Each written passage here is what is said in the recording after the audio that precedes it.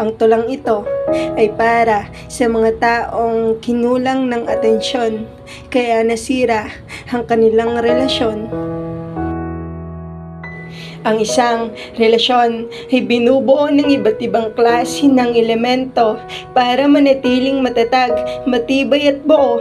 Hindi pwedeng kulang ng isa, dapat palaging kumpleto kasi masisira at masasayang kung isa dito ay nawala sa inyo. Sa pag-ibig, kailangan pareho kayong nagmamahal. Kailangan mahaba ang pasensya para ang relasyon tumagal. Hindi kailangan ng pride. Matuto kang magpakumbaba.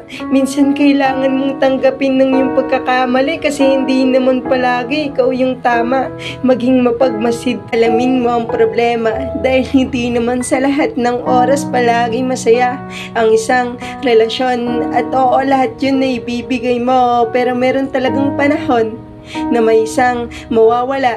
Ito ay ang atensyon. Ang lahat ng oras mo sa kanya sa iba mo na itutuon. At merong isang tanong ang mahirapan mong sagutin, mahal, ako pa rin ba? Gusto ko sanang alamin kasi hindi na tulad ng dati. Yung pinaparamdam mo sa akin, nagbago na ang lahat. At tila nag-iba na. Yung dating pagsasama ngayon parang nagsasawa na. Hindi naman sa nag-iinala ako, iba lang siguro yung aking nakasanayan. Kasi dati yung oras mo sa akin mo lang nilalaan. At gusto ko lang malaman mo, masaya ako sa bawat binibigay mo. Pagmamahal, tiwala, material na bagay na nanggagaling sa iyo. Pero hindi naman yun sa akin mahalaga. Gusto ko pa rin na ikaw ay lagi kong kasama, yung kasabay kang kakain at katabi matulog sa kama. Naiintindihan ko naman kung palagi kang may gawa, pero yung kunting oras mo sana naman hindi mawala. Tandaan mo sana na presensya mo ang gusto ko laging maramdaman. Dahil sa'yo lang naman ang kalooban ko ay gumagaan.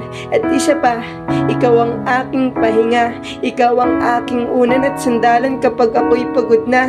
Mahal, wag mo sana akong sisihin kung ako ay magbago. Masyado lang akong nisaktan sa pagbabago sa ating relasyon. Hindi ko na kasi maramdaman yung saya na binibigay mo noon. Ano ba ang problema? Meron bang namamagitan? Ngunit paano natin yun maayos kung bihira na rin ang usapan? O baka meron lang tayong pagkukulang?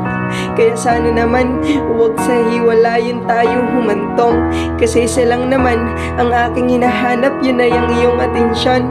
At kung malabo na maibalik natin ang noon, mas mabuting itigil na natin sa ngayon.